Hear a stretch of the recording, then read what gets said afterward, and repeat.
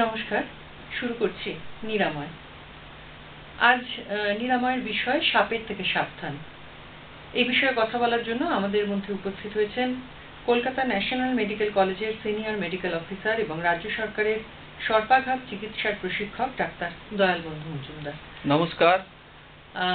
ডাক্তারবাবু, প্রথমেই যেটা বলি, এই অতি সম্প্রতি আমরা তো খবরের কাগজে দেখলাম দুই বোনের খুব দুঃখজনক একটা মৃত্যু ঘটে গেল সাপের কামড়ে, যেটা তারা বুঝতেই পারেনি। অথচ তারা সব ধরনের সাবধানতা নিয়েছিল, তারা বিছানায় মশারি টাঙিয়েছিল, তা সত্ত্বেও এই ঘটনাটা ঘটে গেল। তো আমাদের রাজ্যে এরকম সর্পাঘাতে মৃত্যুর সংখ্যাটা কিরকম?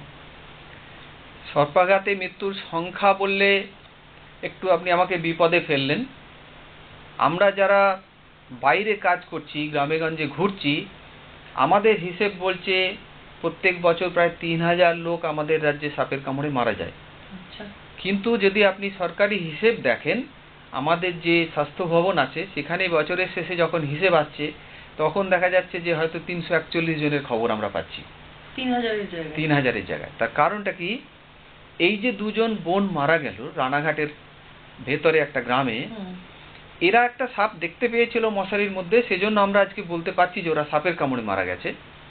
কিন্তু ওদের যে সাপটা কামড়েছিল, যে কালাচ বা কালাচেতি সাপ, সেই সাপটা এতই রহস্যজনক সাপ যে ওটা যে কামড়েছে এটা কিন্তু এরা দুজনে বুঝতেই পারেনি। শুধু তাই না, ওরা যে গ্রামের একজন ওঝাকে দেখিয়েছে, ওঝাও বলেছেন যে না, সাপে কামড়ায়নি। তাহলে এরা যখন পরে পেট ব্যথা নিয়ে রানাঘাট হাসপাতালে গিয়ে মারা গেল, সাপটাকে যদি দেখা না যেত তাহলে আমরা কি বুঝতাম? পেট ব্যথার কোনো কারণের জন্য লোকটা মারা গেল। অর্থাৎ আপনি বলছেন যে সাপের কামড়টা বোঝাই যায় না অনেক ক্ষেত্রে। কালাচ সাপের কামড়ের ক্ষেত্রে ৯৫% ক্ষেত্রে যাকে কামড়ালো সে বুঝতেই পারে না, আমাদের কাছে এসে বলেই না যে আমাকে কিছু কামড়েছে। আমরা রোগ লক্ষণটা দেখে বুঝি যে একে সাপে কামড়েছে। কেন বোঝা যায় না? এই যে কালাচ সাপটা, এই সাপটার যে দাঁতগুলো, বিষ দাঁত যেটা আমরা বলি, একেবারে মশার কামড়ের মতো, মশার হুলের মতো। যেমন মশা কামড়ালে আমাদের ঘুমের মধ্যে আমরা বুঝতে পারি না। আবার কি, আমাদের একটা ভ্রান্ত ধারণা কি আছে, আমরা সবাই জানি কি সাপ কামড়ালে দুটো কামড়ের দাগ থাকবে, সেখান থেকে রক্ত বেরোবে, জ্বালা যন্ত্রণা করবে, জায়গাটা ফুলে যাবে। এই যে চিন্তাগুলো, এগুলো একপাশের চিন্তা। এটা হয় কি ফণাযুক্ত গোখ্রকেউটে সাপের কামড়ের ক্ষেত্রেই খালি এটা হয়। আর কালাচ কি ফণাহীন সাপ। এই সাপটা কামড়ালে কিন্তু কামড়ের দাগও থাকছে না, মশার কামড়ের মতো সকালবেলা উঠে কামড়ের দাগও পাওয়া যাচ্ছে না। যেখানটায় কামড়াচ্ছে, হাতেই কামড়াক, পায়ে কামড়াক, পিঠে কামড়াক, বোঝার কোনো উপায় নেই। সেখানে ব্যথা হচ্ছে, জ্বালা হচ্ছে, কোনো কিছুই হবে না। কিন্তু যেটা হয়, ওই যে বললাম গোখ্রকেউটে ফণাযুক্ত সাপের কামড়ের ক্ষেত্রে কিন্তু এই জ্বালা যন্ত্রণা হয়। সেগুলো খুব তাড়াতাড়ি বুঝতে পারে যায়। অন্ধকারের মধ্যে আমি হেঁটে যাচ্ছি, আমার পায়ে একটা কি কামড়ালো, জ্বলতে শুরু করলো, আমি দেখতে পেলাম না কি সে কামড়েছে, কিন্তু ওই যে জ্বালা যন্ত্রণা হচ্ছে, ভয়ঙ্কর যন্ত্রণা হচ্ছে, জায়গাটা ফুলে যাচ্ছে, তাতে কিন্তু গোখ্রকেউটে সাপের কামড়ের ক্ষেত্রে কখনোই ভুল হয় না। যাকে কামড়েছে সেও এসে বলে আমাকে বোধহয় সাপে কামড়েছে। আর আমরা তো দেখলেই বুঝতে পারি। আমাদের ডাক্তারবাবুদের যা শিক্ষা দেওয়া আছে, আমাদের যা প্রশিক্ষণের যে আমাদের মডিউল আছে, তাতে আমরা পরিষ্কার করে লিখে দিয়েছি কোন কোন রোগ লক্ষণ দেখলে বুঝতে পারবো কোন সাপে কামড়েছে। কিন্তু এই যে কালাচ সাপটার ক্ষেত্রে কি হচ্ছে, ঘুমের মধ্যে বিছানায় এসে কামড়াচ্ছে, বিছানার মধ্যে ঢুকে যাচ্ছে। এই যে রানাঘাটের দুই বোনকে কামড়েছে, ওখানে গন্ডগোলটা কি হয়েছিল আপনাদের বলি। গ্রামাঞ্চলে অনেক সময়তেই দেখা যায় যে মশারিটা টাঙানোই ছিল, দুটো কোনা খুলে দিয়েছে, দেয়ালের দিকে আটকে আছে, বালিশ টালিশ গুলো পড়েই আছে। একটা কম আলো, কোনো রকমে হয়তো একটা হ্যারিকেন লণ্ঠন জেলে আর দুটো কোনা টাঙিয়ে দিয়ে ঘুমিয়ে পড়লাম। সাপটা ওই মশারির ভেতরে বালিশের নিচে থেকেই গেল। আমরা ভাবছি কি মশারি টাঙিয়ে ঘুমিয়েছি, সাপ ঢুকতে পারবে না, তো সাপ তো আগের থেকে ঢুকেই আছে। এটা কিন্তু প্রথম ঘটনা না, আমরা এরকম অনেক ঘটনা পেয়েছি। ক্যানিং হাসপাতালে একজন ভদ্রমহিলাকে আনা হয়েছিল, উনি রাত্রেবেলা ঘুমের থেকে উঠে ছেলেকে ডেকে তুলেছে, আমার বিছানার মধ্যে সাপ। ছেলে সাপটাকে মেরেছে। আচ্ছা ঠিক আছে, সাপে কামড়ায়নি, কামড়ালে তো আমি বুঝতেই পারতাম। মা জল খেয়েছে এক গ্লাস, ছেলে জল খেয়েছে এক গ্লাস, শুয়ে পড়েছে। সকালবেলা ঘুম ভাঙছে কি করে? পেট ব্যথা। বেশিরভাগ ক্ষেত্রে কিন্তু তাই হয়, এই দুই বোনের ক্ষেত্রেও তাই হয়েছিল। কালাচ সাপে কামড়ালে ৯৮% ক্ষেত্রে সকালবেলা পেট ব্যথা নিয়ে রুগী আছে। অনেক সময়তেই আমাদের হয়েছে এরকম ঘটনা। আমাদের যে সরকারি পুস্তিকা আছে তাতেও আমরা দিয়েছি। হুগলি জাঙ্গিপাড়া স্বাস্থ্যকেন্দ্রে হয়েছে এরকম। 16 বছর বয়সের একটা ছেলেকে নিয়ে এসেছে সকালে, বাড়ির লোক বলেছে যে আগের দিন রাত্রিরে ডিম ভাজা খেয়েছে, বদ হজম হয়েছে। আচ্ছা। ডাক্তার শিকদার দেখে বলছেন যে না, আমি সাপের কামড়ের লক্ষণ দেখতে পাচ্ছি, এর চোখের পাতা পড়ে আসছে। বাড়ির লোক কিছুতেই রাজি হচ্ছে না, না কামড়ের দাগ নেই, সাপে কামড়ায়নি। এই করতে গিয়ে চিকিৎসা করতে দেরি হল।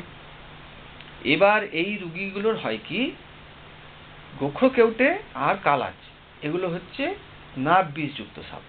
এরা কামড়ালে চিকিৎসায় যদি দেরি হয় তাহলে হয় কি আস্তে আস্তে গোটা শরীরের নার্ভগুলো প্যারালিসিস হতে থাকে। আচ্ছা, এই জায়গাটা আসার আগে আমাকে একটু বলুন না, যে আমাদের একটা ধারণা আছে যে সাপের, যে সমস্ত সাপের ফনা আছে সেই সমস্ত সাপ কামড়ালে তবেই মানে তারাই বিষধর, কিন্তু আপনি যেটা বললেন কালাচের কোনো ফনা নেই। কালাচের ফনা নেই আর চন্দ্রবোড়ার ফনা নেই। হ্যাঁ, এরকম কতগুলো বিষধর সাপ আছে, কি কি? আমাদের পশ্চিমবাংলায় যদি একেবারে খুব দারুণভাবে হিসেব করে ধরি তাহলে 6 রকমের বিষধর সাপ।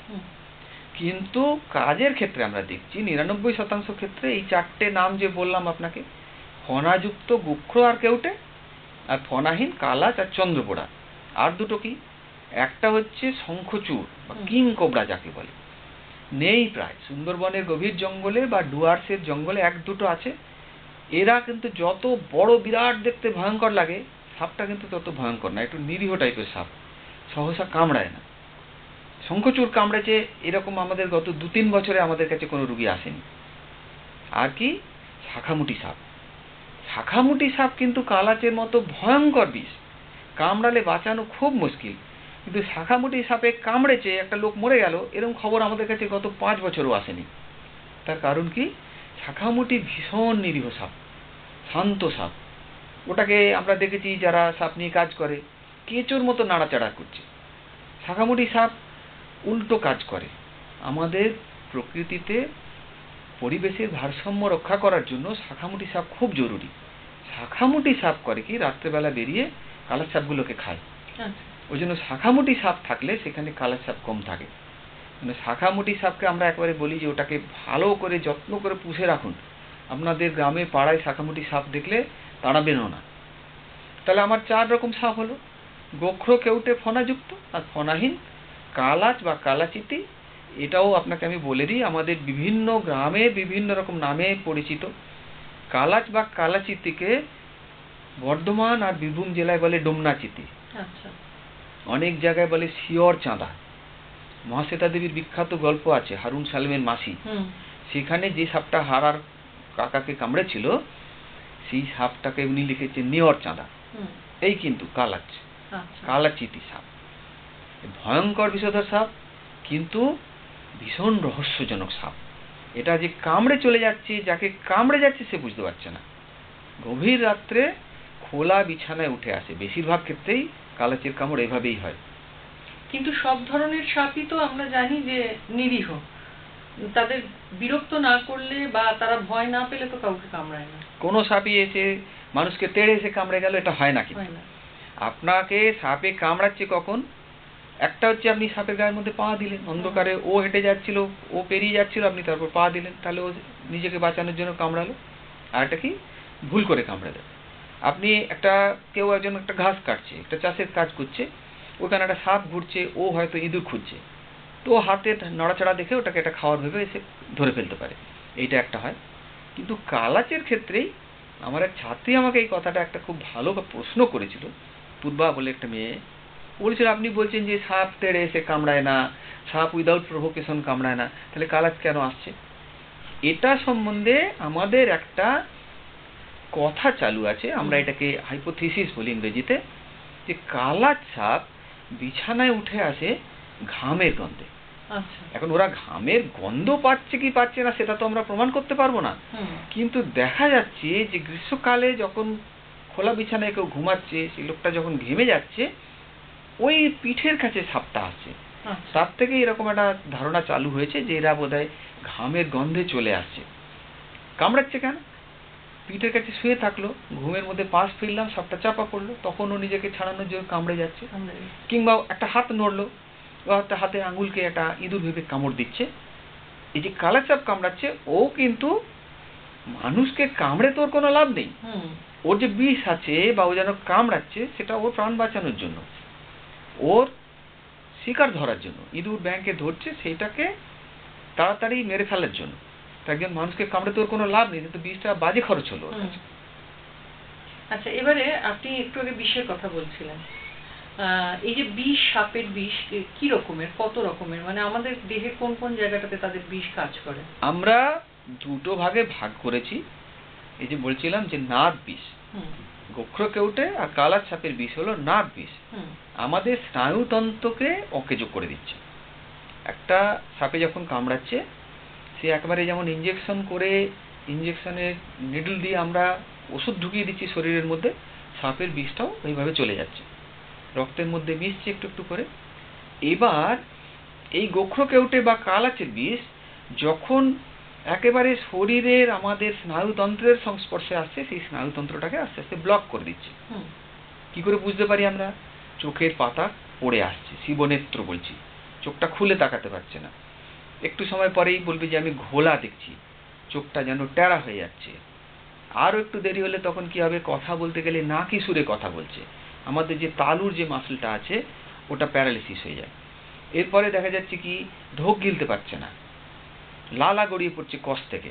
আমরা সবসময়তেই করি কি, আমাদের যে মুখে থুতু বা লালা আছে সেটাকে আমরা গিলে নেওয়ার চেষ্টা করি, কিন্তু নার্ভ প্যারালিসিস হওয়ার জন্য গিলতে পারছে না, জোর করে গেলার চেষ্টা করা হয়। তার জন্য অনেক সময়তেই বলছিলাম যে কালার সাপের রুগী গলা ব্যথা নিয়ে আসতে পারে, পেট ব্যথা নিয়ে যেমন আছে সেরকম গলা ব্যথা নিয়ে আসতে পারে। আরও দেরি হলে হয় কি, আমাদের বুকের যে পাঁজরের পাশে যে মাসেলগুলো আছে যেটা দিয়ে আমাদের শ্বাসকার্য চলে, সেই মাসেলগুলো প্যারালিসিস হয়ে যায়, কিন্তু শ্বাসকার্য বন্ধ হয়ে গিয়ে রুগী মারা যায়। এটা গেল নাক বিষ। আর চন্দ্রবোড়া সাপের যে বিষটা সেটা রক্তটাকে নষ্ট করে।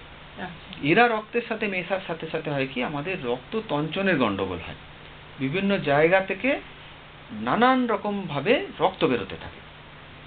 আমাদের কাছে অনেকেই এসে বলেছে যে আমার যেখানটা কামড়েছে দেখুন ওখান থেকে রক্তই বেরিয়ে যাচ্ছে, অর্থাৎ রক্তটা জমাট বাঁধছে না। সিস্টার একটা ইঞ্জেকশন দিতে গেল, সেখানে একটা বড় রক্ত জমে গেল। হয়তো অনেকে রুগীর বাড়ির লোক হইচই শুরু করে দেয় যে সিস্টার বাজে ইঞ্জেকশন দিয়েছে, কিন্তু ওটা দেখে ডাক্তারবাবুরা বুঝতে পারেন যে না, এর শরীরে চন্দ্রবোড়ার বিষ আছে। এরপরে কি, একটা কাশি দিল, ওটা থুতু বেরোচ্ছে, তাতে রক্ত ছিটা দেখতে পাচ্ছি, নাক দিয়ে রক্ত বেরোচ্ছে, দাঁতের গোড়া দিয়ে রক্ত বেরোচ্ছে, হয়তো বমি করলো, সেখানে রক্ত। কিন্তু সব থেকে বড় বিপদটা কি, চন্দ্রবোড়া সাপের কামড়ে যদি চিকিৎসায় দেরি হয়, আস্তে আস্তে আমাদের কিডনিটাকে নষ্ট করে দেয়। কিডনি নষ্ট করার প্রথম লক্ষণ কি, পেচ্ছাপে রক্ত আসতে শুরু করে, পেচ্ছাপ একটু একটু করে লাল হতে শুরু করে।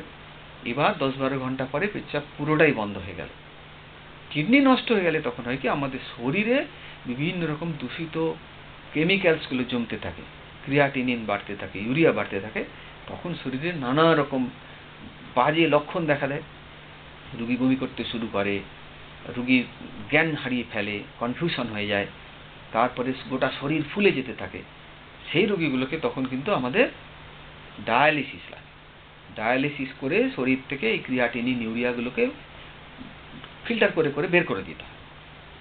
আর কালাচার চন্দ্রবোড়া, এই কালাচার গোখ্রকেউটের ক্ষেত্রে কি হচ্ছে, এই যে নার্ভ প্যারালিসিস হচ্ছে, শ্বাসকার্য বন্ধ হয়ে যাচ্ছে। শ্বাসকার্য যদি বন্ধ হয়ে যায় তখন কিন্তু ভেন্টিলেশন লাগে। আচ্ছা, এই জায়গাটাতে আমি একটু পরে আসছি, তার আগে আপনি আমাকে একটু বলুন না, যে এই যে আপনি বলছেন কালাচ, কেউটে, চন্দ্রবোড়া, শঙ্খচূড়, এই যে সাপগুলো কামড়াচ্ছে, এদের কোন সাপটা কামড়াচ্ছে আলাদা আলাদা ভাবে কিভাবে বোঝা যাবে? এই যে আপনাকে বললাম, সাপটাকে আমাদের দেখারই দরকার নেই। সত্যি কথা বলতে গিয়ে আমাদের কাছে 95% ক্ষেত্রে সাপটাকে আনতেই পারে না। কেউটে, চন্দ্রবোড়ার ক্ষেত্রে আমি দাঁতের দাগ দেখতে পাচ্ছি। দাঁতের দাগটা কিন্তু আমরা গুরুত্ব দিচ্ছি না। আচ্ছা, কেন? দাঁতের দাগ দেখতে গেলে বিপদ হতে পারে। এই যে আমাদের এটা অনেক পুরনো ধারণা যে দুটো দাঁতের দাগ থাকবে তাহলে এই বিষধর সাপ, এটা হবে না সবসময়তে। কেন? একটা দাগ থাকতে পারে, একটা সাপ একটা কোনো শিকার ধরতে গিয়েছিল, তার একটা দাঁত ভেঙে গেছে, একটা দাগ হলো, এটাও হতে পারে। আবার একটা সাপের উপরে আমি পা দিয়ে দাঁড়িয়ে গেছিলাম, সে বারবার কামড়ালো। আমি পরশুদিনই আমাদের গুজরাটে ডাক্তার প্যাটেল একটা ছবি পাঠিয়েছে, তার হাতের আঙুলে একটা কেউটে সাপ 5 বার কামড় দিয়েছে, 10-12টা দাগ দেখা যাচ্ছে। কিন্তু কালাচের ক্ষেত্রে কি হচ্ছে আপনাকে আমি বলেছি যে কোনো এত দাগই দেখতে সূক্ষ্ম পাচ্ছি দাগ না। যে দাগ দেখা যাচ্ছে না, তাহলে আমি দাগ খুঁজতে গেলে আমি এটা কিন্তু মিস করে যাচ্ছি। আমরা দেখব রোগ লক্ষণ কি। এই যে বললাম নার্ভ বিষের কামড়ের ক্ষেত্রে নার্ভ প্যারালিসিস হয়ে যাচ্ছে কিনা সেটা দেখব। প্রথমেই যেটা দেখা যায় চোখের পাতা পড়ে আসছে, হুম। আস্তে আস্তে রুগী ঘোলা দেখতে শুরু করলো, তারপরে গলার মাসেলগুলো প্যারালিসিস হয়, ঢোক গিলতে নার্ভ পারছে না। পিসটা হচ্ছে কোন সাপের ক্ষেত্রে? কেউটে আর চন্দ্রপোড়া। না, চন্দ্রপোড়া না, কেউটে আর গোখ্র ফণাযুক্ত সাপ, এটা হচ্ছে খুব তাড়াতাড়ি কাজ করে, হ্যাঁ। দ্রুত নার্ভ প্যারালিসিস করে। আর কালাচের ক্ষেত্রেও নার্ভ বিষ, কিন্তু অনেক দেরি করে কাজ করে, অনেক পরে। আমরা এমনও রোগী পেয়েছি যে কামড়ের 20 ঘন্টা পরে তার চোখের পাতা পড়ে আসছে। তাহলে আপনি বলবেন তাহলে 20 ঘন্টা পরে আপনি যদি রোগটা ধরতে পারেন চিকিৎসা করছেন কি করে? সেইটাই। কালাচের ক্ষেত্রে এই যে সকালবেলা উঠে একজন লোক এসে বলল আমার পেট ব্যথা, আমি আর কিছুই পাচ্ছি না।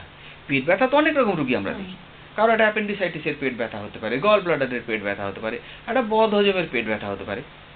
সেটার জন্য আমাদের যা রোগ লক্ষণ, একটা নির্দিষ্ট জায়গায় ব্যথা হবে, পেটে হাত দিয়ে আমরা বুঝতে পারবো, এমনকি আমরা ছবি করে আলট্রাসোনোগ্রাফি করে পাবো কিছু। কিন্তু এই যে একটা লোকের আমি কিছুই পাচ্ছি না, অথচ তার পেট ব্যথা, পেট ব্যথার সাধারণ চিকিৎসা করে কমছে না, তখনই কিন্তু আমাদের মাথায় আসে তাহলে বোধহয় কালাসাপে কামড়েছে। ততক্ষণে তো অনেকটা সময় চলে যায়। সময় চলে গেল, আমাকে অপেক্ষা করতে হবে যত সময় আমি একটা কোনো রোগ লক্ষণ, নির্দিষ্ট রোগ লক্ষণ না পাচ্ছি, নার্ভ প্যারালিসিসের একটা লক্ষণ। এক্ষেত্রে কিন্তু আমাদের আজকাল কিছু কিছু ডাক্তারবাবুরা ভীষণ রকম তাদের বুদ্ধি প্রয়োগ করছেন, উপস্থিত বুদ্ধি প্রয়োগ করছেন। এই যে রানাঘাটের 2 বোনের কথা আপনি বলেছিলেন, এদের ক্ষেত্রে আমি আপনাকে নিশ্চিতভাবে বলতে পারি, এরা প্রথমে ওঝার কাছে না গিয়ে আমাদের হাসপাতালে যদি আসতেন, ডাক্তারবাবুরা স্থির নিশ্চিতভাবে বলতে পারতেন যে কে ওই সাপটা কামড়েছে। কেন? আমরা একটা সাপ দেখতে পেয়েছি, যেই সাপটা কামড়ালে পেট ব্যথা হয়। তাহলে কার্যকারণ যদি আমি মেলাতে পারি, সাপটা আমি দেখেছি, ওই সাপটা কামড়েছে কিনা আমি বুঝতে পারিনি, কিন্তু আমার পেট ব্যথা হচ্ছে, তাহলে কিন্তু আমি বুঝে গেলাম যে ওই সাপটা কামড়েছে। গত মাসে ভাতার হাসপাতালে ডাক্তার মানস দত্ত এরকম একটা রুগী পেয়েছে। উনি বলছেন যে আমাকে কি কামড়েছে আমি বুঝতে পারছি না, তবে একটা সাপ আমি দেখেছি চলে যাচ্ছে রাস্তা দিয়ে, বোধহয় আমি পা তুলেছিলাম। উনি জিজ্ঞেস করেছেন কিরকম সাপটা দেখলেন, কালার সাপ দেখতে কেমন, উনি তার বর্ণনা দিয়েছেন। একটা কালো লিকলিকে ফনাহীন সাপ, গায়ে সরু সরু সাদা সাদা ব্যান্ড আছে। উনি বলছেন হ্যাঁ ওইটাই মনে হচ্ছে। কিন্তু পেট ব্যথা কোনোভাবেই কমানো যাচ্ছে না। পেট ব্যথার জন্য সাধারণভাবে আমরা যেসব ওষুধ ইঞ্জেকশন দিই, কমছে না। তখন উনি আমাদেরকে জিজ্ঞেস করলেন যে এটাকে কি তাহলে কালাচ কামড়েছে ধরে নেবো আমরা? আমরা এটাকে ধরে নেওয়া যে কালাচেই কামড়েছে, কেননা দেরি হতে পারে। যে প্রশ্নটা আপনি তুলছেন, তখন কিন্তু আমরা ওকে সাপের অ্যান্টিভেনাম দিয়ে দিলাম। এই রুগী কিন্তু আর খারাপ হয়নি। অদ্ভুতভাবে দেখা গেল কি, পরের দিন বর্ধমান মেডিকেল কলেজে এসে তার আমরা নার্ভ প্যারালিসিসের লক্ষণ পাচ্ছি। তাহলে আমরা যদি অ্যান্টিভেনামটা না দিতাম তাহলে কি হতো? আরো দেরি হতো চিকিৎসা। অ্যান্টিভেনাম দেওয়া সত্ত্বেও নার্ভ প্যারালিসিসের হ্যাঁ, লক্ষণ সেটা পাওয়া হতে যায়। পারে। না, আমার অ্যান্টিভেনামের কাজটা কি সেটা আমাকে বুঝতে হবে। আমার শরীরে সাপে কামড়েছে, একটা বিষ ঢোকালো, সে 5 মিলিগ্রামই হোক, 15 মিলিগ্রামই হোক, 20 মিলিগ্রামই হোক, সে একটা বিষ ঢোকালো। এক একটা সাপের বিষ কতখানি অ্যান্টিভেনাম লাগবে তার একটা নির্দিষ্ট মাত্রা আছে। এই যে আপনাকে বারবার বলছি আমি যে 10টা অ্যান্টিভেনাম দিতে হবে বা 100 মিলিলিটার দিতে হবে। আমাদের যে ভারতীয় অ্যান্টিভেনাম, আমরা ইংরেজিতে বলি ইন্ডিয়ান পলিভ্যালেন্ট অ্যান্টিভেনাম, এটাতে কিন্তু সবকটাই যে 4টে সাপ বলছি, 4টে সাপেরই বিষকে প্রতিরোধ করার ক্ষমতা আছে। এবার ধরুন কালার সাপ, যেটা আপনাকে আমি বললাম, একটা কালার সাপ কামড়েছে, সেই কালার সাপটা ধরুন 8 মিলিগ্রাম বিষ ঢুকিয়েছে, আমি 10টা অ্যান্টিভেনাম দিলাম, সেই 10টা অ্যান্টিভেনাম কিন্তু 4.5 মিলিগ্রাম বিষকে নিউট্রালাইজ করলো। তাহলে বাকি বিষটা তো শরীরের মধ্যে থেকে গেল, তাহলে সেটা আস্তে আস্তে নার্ভকে প্যারালিসিস করছে। এটা 1 নম্বর। সাপটা কামড়েছে সন্ধ্যে 7টার সময়, আমি অ্যান্টিভেনাম দিলাম তাকে রাত্রির 11টার সময়, 4 ঘন্টা ধরে ও গিয়ে নার্ভকে একটু একটু করে প্যারালিসিস করতে শুরু করেছে। যে বিষটা রক্তের মধ্যে ঘুরে বেড়াচ্ছে, অ্যান্টিভেনাম সেই ফ্রি ভেনামটাকে নিউট্রালাইজ করবে।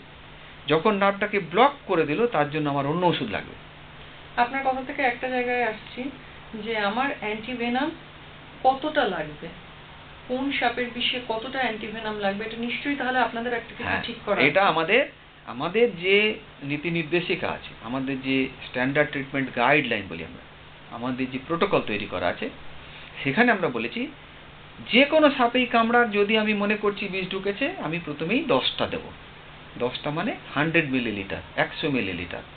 আমি এটা বোধহয় একটা সময়ও আছে না, আপনারা একটা সময়ের কথাও বলেন। এটা আমরা বলছি রুল অফ 100, 100 সংখ্যার নিয়ম। এটা নিয়ে আমরা খুব মজা করে বলি, বিশেষ করে যখন স্কুলে বলি বা মাস্টারমশাইদের বলি যে মাস্টারমশাই আপনার স্কুলে একটা ছাত্রকে আপনি অঙ্কে 100 দিয়েছিলেন? বলে হ্যাঁ দিয়েছি। 50 জনের মধ্যে কজন 100 পেয়েছে? ওরা বললেন যে 3 জন 100 পেয়েছে। তো বাকিরা 100 পেল না কেন? 100 পেল না কেন? ওই 3 ঘন্টা সময়ের মধ্যে 100 নম্বরের উত্তর লিখে আসেনি। সময়টা খুব জরুরি, আর পুরোটাই লিখতে হবে তাকে। যে ছেলেটা 80 নম্বর উত্তর লিখে আসবে তাকে তো মাস্টারমশাই 100 দেবে না, তাকে 100 নম্বরই লিখতে হবে। তাহলে আমার 100 মিলিলিটার দিতে হবে, আর কি কামড়ের 100 মিনিটের মধ্যে দিতে হবে। 100 মিলিলিটার অ্যান্টিভেনাম 100 মিনিটের মধ্যে দিতে হবে, তাহলে আমার 100% নিশ্চিত যে আমি লোকটা বাঁচবে। এবার আপনি আমাকে বলবেন যে তাহলে কি 100 মিলিলিটার এই পুরো কাজ হয়ে যাবে? এই যে আমি হিসেবটা বলছিলাম, সব সময়তে হয় না। আমি প্রথম 100 মিলিলিটার বা 10টা অ্যান্টিভেনাম দিলাম, তারপরে রুগীটাকে আমরা খুব ভালোভাবে তাকে লক্ষ্য করতে থাকি, তার প্রোগ্রেসটা লক্ষ্য করি, তার যে গন্ডগোলগুলো আছে সেটা সারছে না থেকে যাচ্ছে, কি নতুন রোগ লক্ষণ কিছু আসছে। যেমন চন্দ্রবোড়া সাপের ক্ষেত্রে অনেক সময়তেই 10টাতে কাজ করে না। আপনাকে আমি কি বলছিলাম, চন্দ্রবোড়া সাপের ক্ষেত্রে তার ব্লিডিং হয়, রক্ত তঞ্চনের গন্ডগোল হয়, অ্যাবনর্মাল ব্লিডিং হয়, কখনো দাঁতের গোড়ার থেকে, কখনো কাশির সাথে। এই যে ব্লিডিংটা হচ্ছিল, আমরা ওইটাকে লক্ষ্য করি। প্রথমেই 10টা অ্যান্টিভেনাম দিলাম, 1 ঘন্টার মধ্যে যদি তার ব্লিডিংটা বন্ধ না হয় আবার 10টা দেবো। আর এটার জন্য আমাদের একটা খুব ভালো পরীক্ষা আছে, রক্ত তঞ্চনের পরীক্ষা। একটা মাত্র কাঁচের টেস্ট টিউব লাগে। আমাদের পশ্চিমবাংলার সমস্ত স্বাস্থ্যকেন্দ্রে এই পরীক্ষাটা হয়। সেটা রাত্রি 3টের সময় গেলেও পরীক্ষা হবে, রাত্রি 12টায় গেলেও হবে, ভোর 6টায় গেলেও হবে। কোনো ল্যাবরেটরি লাগে না। ডাক্তারবাবু 2-3 মিলিলিটার রক্ত টেনে একটা কাঁচের টেস্ট টিউবে রেখে দেবেন। 20 মিনিট পরে নেড়ে দেখবো, যদি রক্ত না জমাট বেঁধেছে তাহলে বুঝলাম যে তার অ্যান্টিভেনাম লাগবে। আমাদের মধ্যে এখনো অনেকের মধ্যে ধারণা আছে ল্যাবরেটরি লাগবে, এই জন্য বড় হাসপাতালে যেতে হবে, আমার রক্ত পরীক্ষা লাগবে, আমার পেচ্ছাপ পরীক্ষা লাগবে। কিচ্ছু লাগে না। সাপের চিকিৎসা করতে গেলে রোগ লক্ষণগুলো দেখি আমরা বুঝতে পারি। ল্যাবরেটরি খুলবে পরদিন সকাল 10টায়, আমি তারপর রক্ত পরীক্ষা করব, তারপর অ্যান্টিভেনাম দেবো, তাহলে আমার তো 100 মিনিটের জায়গায় 400 মিনিট নষ্ট হয়ে যাবে। ল্যাবরেটরির জন্য আমরা অপেক্ষা করি না। ল্যাবরেটরি কোথায় লাগে? আপনাকে আমি বলছিলাম, চন্দ্রবোড়া সাপের কামড়ের ক্ষেত্রে যদি কিডনি নষ্ট হতে শুরু করে, তাহলে রক্তের মধ্যে বর্জ্য পদার্থ জমে, ক্রিয়াটিনিন আর ইউরিয়া। শুধু ক্রিয়াটিনিন আর ইউরিয়া রক্তের মধ্যে বাড়ছে কিনা দেখার জন্য ল্যাবরেটরির থেকে টেস্ট করা হয়। তার অনেক আগে রোগ লক্ষণ দেখে আমরা বুঝে যাব যে রুগীটার কিডনি কাজ করছে কিনা। আমরা দেখেই বুঝতে পারবো। ল্যাবরেটরি অনেক পরে লাগবে। আচ্ছা, এই যে আপনি বললেন 100 মিনিটে 100 মিলিলিটার, এবার ধরুন 100 মিনিট মানে সে 1 ঘন্টা 40 মিনিটের মিনিট মাথায়ও আসতে পারে, 95 মিনিটের মাথাতেও আসতে পারে। দুটো ক্ষেত্রেই কি সমান কাজ হবে? আমি যত তাড়াতাড়ি দেবো তত তাড়াতাড়ি আমার শরীরের মধ্যে বিষটা নিউট্রালাইজ হচ্ছে।